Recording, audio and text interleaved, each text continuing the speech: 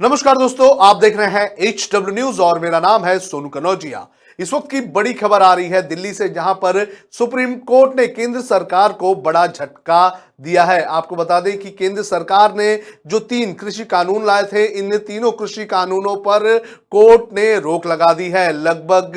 46 दिनों से भी ज्यादा हो गए थे जब किसानों का विरोध प्रदर्शन इन कानूनों को लेकर चल रहा था, और आज इस पूरे मामले को लेकर सुप्रीम कोर्ट ने जब सुनवाई की है तो सुप्रीम कोर्ट ने इन तीनों कृषि कानूनों पर फिलहाल रोक लगा दी है। साथ ही साथ आपको बता दें कि कोर्ट ने इस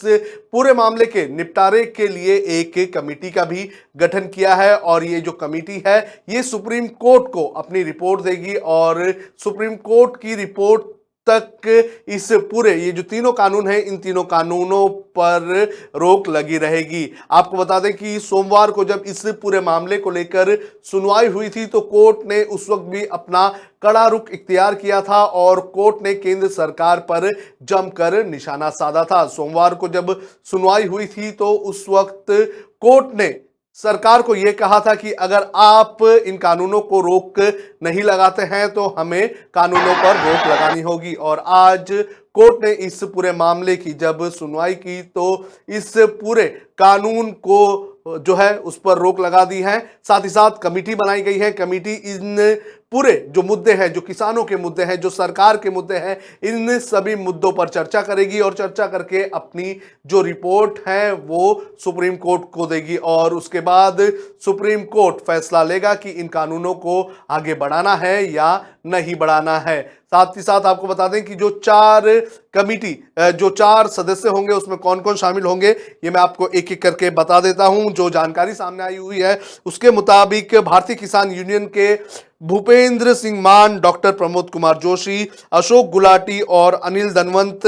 जो कृषि विशेषज्ञ हैं वो इस कमेटी में शामिल होंगे। आपको बता दें कि कल जब इस पूरे मामले की सुनवाई हो रही थी तो कोर्ट ने कमेटी बनाने का सुझाव दिया था, लेकिन किसानों ने एक बार फिर से कोर्ट के इस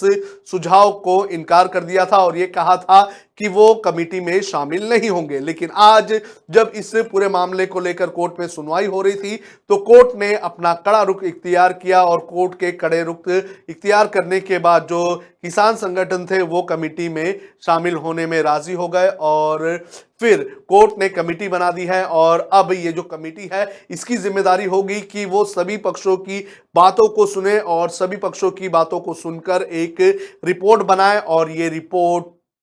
सुप्रीम कोर्ट को दी जाए। आपको बता दें कि कोर्ट का यह फैसला मोदी सरकार के लिए बड़ा झटका है, क्योंकि जब से यह कानून आया था उसके बाद से ही लगातार मोदी सरकार आलोचना झेल रही थी। पंजाब में पहले प्रदर्शन हुआ, इसके बाद दिल्ली में प्रदर्शन हुआ, और लगभग 46 दिनों से पंजाब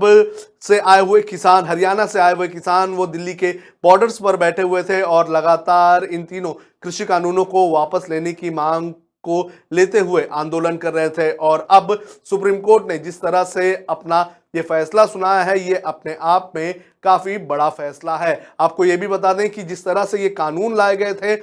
और जिस तरह की प्रक्रिया अपनाई गई थी उसको लेकर भी लगातार विपक्ष और जो किसान संगठन है वो सवाल उठा रहे थे। तो अब सुप्रीम कोर्ट ने जिस तरह से इस पूरे मामले को लेकर अपना फैसला सुनाया है तो देखना जरूरी है कि आगे रिएक्शंस क्या आते हैं, सरकार का रिएक्शन क्या होगा, इसके अलावा जो किसान संगठन है उनका रिएक्शन क्या होगा, और जो किसान लगातार दिल्ली के बॉर्डर्स पर बैठे हुए हैं और जो लगातार ये मांग कर रहे हैं कि जब तक कानून पूरी तरह से वापस नहीं ले लिया जाएगा तब तक वो वापस नहीं जाएंगे, तो उनका रिएक्शन क्या होता है। और साथ ही साथ जो विपक्षी दल के नेता हैं वो भी इस पूरे मामले को लेकर और इस फैसले को लेकर क्या कहते हैं। आपको बता दें कि ये फैसला काफी बड़ा फैसला है और ये सीधे सीधे मोदी सरकार को एक तरह से झटका भी देने वाला फैसला है। बहरहाल देखना जरूरी है कि आगे इस पूरे मामले पर क्या होता है।